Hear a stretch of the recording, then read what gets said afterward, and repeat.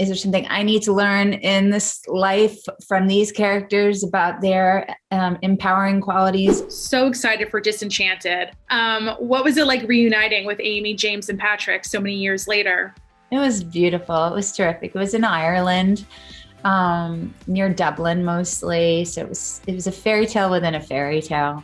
And honestly, to be fly on the wall while Amy was working was pretty awesome. I knew her back then, but I've since in all these years become a super fan of hers, and I love her, and I can see why she is as successful as she is. She's talented, but she also brings this incredible grace to and joy to the set. James Marsden and I have remained friends through the years, and we just have a blast. We have a song together, and we get to be really silly and fun, and so it was great, and I'm excited for people to see it.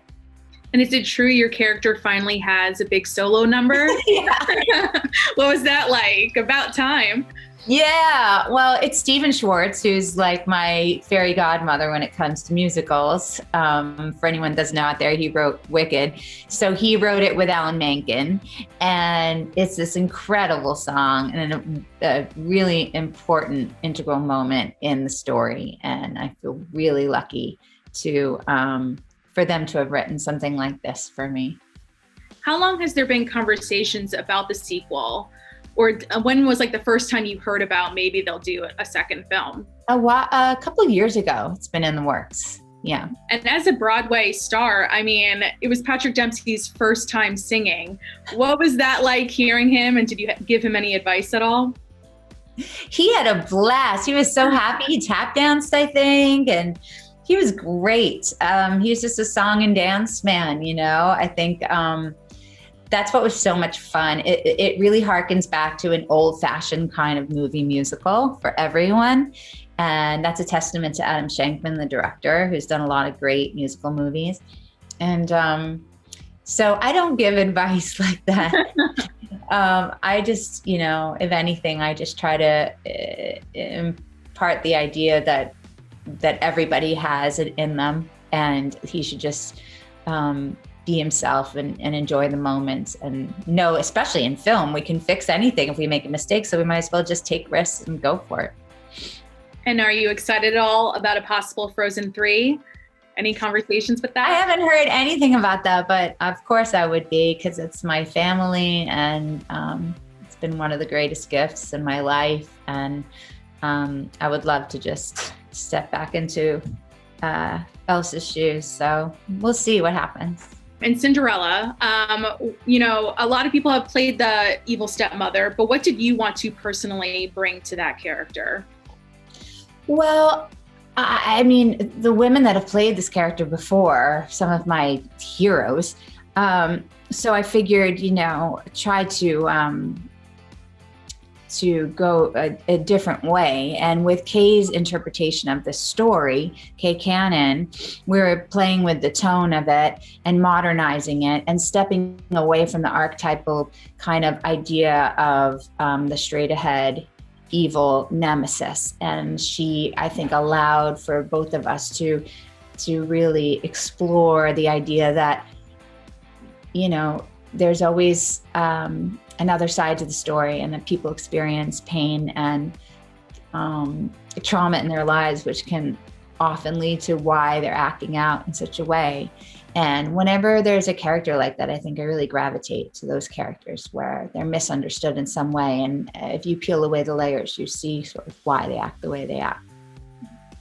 So, I mean, you've played, villains, you've played, Elsa, you kind of touched on it, but is there a way you kind of decide on what roles you want to play? Is it more fun to play more of an evil character, or do you see them as a positive thing as well? That's one of those chicken or the egg questions where, I look back on my life and my career and I see these incredible characters that I've been asked to play. And I wonder, what am I bringing to the situation that maybe attracts these characters to me? Is there something I need to learn in this life from these characters about their empowering qualities or their willingness to be vulnerable? So I just feel really lucky to have these kind of characters in my life, because quite often they speak to something that I need to learn or work on in my personal life, where I need to embody that kind of confidence and power, or learn how to remain vulnerable in a situation at the same time and human. And so humanizing these often misunderstood characters feels real to me and important. And I just feel lucky that they resonate with a multitude of ages and people's experiences. That's just been a gift that I've received out of all these characters: Elphaba, Elsa, this Vivian, the stepmother, as you'll see coming up. It's a privilege to be able to play a character that not only is fun to play, but ends up really resonating with people in a very deep way. And Wicked, my favorite musical of all time. What do you miss about playing Elphaba? And if you had to choose, what is your favorite song? Defying Gravity or Let It Go, would you say? Oh, that's a good question. Well, I know that's the thing I was trying to say, is I never really miss, I never get the chance to miss them, because one, I get to sing and embody these characters all the time when I'm on the road and I'm on stage and I'm performing the music. So that's the gift that I have, is I get to keep singing these songs. And every time I sing them, they expose a different thing that I have to work on in my life, or there's someone in the audience that I'm singing to that I feel needs to hear the song, whether it be Let It Go or Defying Gravity. It's just, it's something that I'm so proud of, and I feel so lucky to have that. And so they're always with me, I guess is what I'm saying, because I'm asked to be this role model. They're also always with me because sometimes I don't feel like the perfect role model. And as I'm getting older and I'm a mom and I'm imperfect, I need these songs to help remind me of that it's okay to be vulnerable and fallible.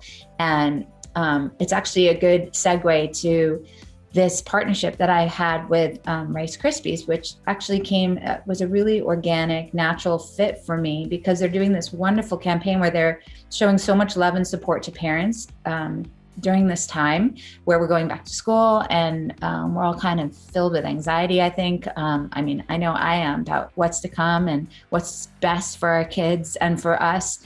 And they have this great thing where you can enter, and if you win, you get these great parenting journals they made, and you get a year's supply of Rice Krispies treats. And the best thing is that if you're one of those parents that likes to write notes to your kids in their lunchbox, which I do because I have to be with my son at all times of the day, they have these great wrappers where you can put a little love letter to your kid. And it's just, I think that what they're doing is just asking us as parents to really try to listen to our kids and, to really figure out what they're needing, what they need, and if they need to be heard and what that is. And I know as a parent whose 11-year-old son constantly says I cut him off and I answer for him all the time, I need to practice that myself, to just stop and listen to him instead of trying to fix everything.